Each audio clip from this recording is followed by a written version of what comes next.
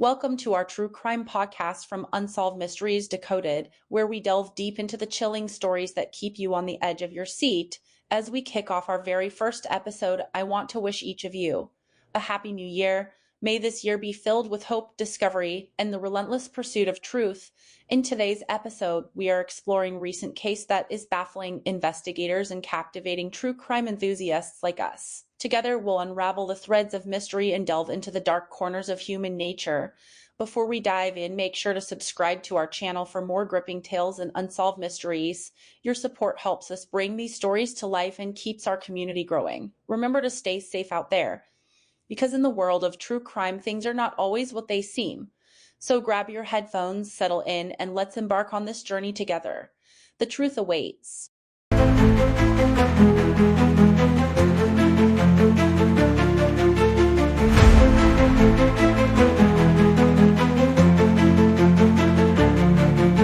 Okay, so imagine this. You're about to expose like a huge secret, something that could totally shake up one of those like massive tech giants, right? And then bam, you're found dead. Yeah. Suicide, maybe. Right? But what if it's something more? Something more sinister. Exactly. Like a conspiracy. Yeah. That's what we're going to be looking at today. Okay. We're doing a deep dive into the mysterious death of Suchair Balaji. All right. He was a 26-year-old employee at OpenAI. OpenAI. Yeah.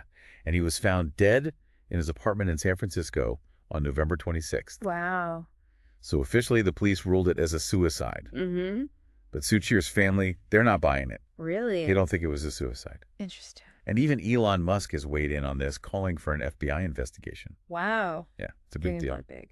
So what was Suchair about to expose? Right. And like, what are the consequences for OpenAI and even just like the whole future of AI? Yeah, that's a great question. Right. To help us break down this whole thing, I've got an expert on the line with us today. Hey. Hey, so first off, just like the basics, what even is OpenAI and why should people even care what's going on over there? So OpenAI is really a leader in artificial intelligence. They're doing cutting edge stuff, and their work really impacts all of our lives. Even if we don't know it? Yeah, even if we don't realize it. You know, they develop systems like ChatGPT. Oh, yeah, ChatGPT. Which has become super popular. But what makes OpenAI really important is their influence on the whole field of AI. Okay. Their research, the choices they make about development, they have ripple effects throughout the entire tech world. Wow. So they're shaping how AI is used in like every aspect of our lives, from the way we work to how we consume information. That's pretty powerful stuff. Yeah, it's a big deal. Okay, so back to Suchair. He was accusing OpenAI of some pretty serious stuff, Right. like violating U.S. copyright laws in how they were developing AI. Mm-hmm. Can you explain that a little bit? Like, what does that even mean? So you can imagine like an AI system that's been trained on millions of copyrighted books. Oh, wow. Without the authors or the publishers even knowing about it. So they're just taking people's work. Yeah, essentially, the AI is learning by absorbing all the information from these books. Right. But the creators, they're not being compensated or even acknowledged. That's messed up. Yeah, and that's just one example of how copyright law could be violated in AI development. Wow. And Suchair, he was claiming that OpenAI was doing exactly that. So he was a whistleblower. Yeah, exactly. He was trying to expose them. He was risking a lot to do that. Yeah, he definitely was. And it sounds like he was really concerned about the direction of AI even before this all happened. Right. What was he so worried about? Well, he was really worried about OpenAI's focus on commercialization and the impact that could have on creators and even just like everyday people. Right. He thought that this rush to develop and deploy AI without like thinking about the ethical implications could lead to a lot of problems. Like what kinds of problems? Like widespread exploitation of copyrighted material and a stifling of creativity. That's a little scary when you think about it. Yeah, it is. Like even something as simple as music recommendations on Spotify, Right. that's AI learning about our tastes, right? Exactly. But where's that data even coming from? Like, Right. who's making money from it? Those are the kind of questions we need to be asking. Right. And it gets even more serious when you consider the possibility that some companies might be cutting corners or even breaking the law. To get ahead. Exactly, to win the AI race. Okay, so Suchair's family, they seem pretty convinced that this wasn't a suicide. Yeah, they're adamant about that. What are they doing to challenge the official ruling? So Suchair's mother has been really vocal.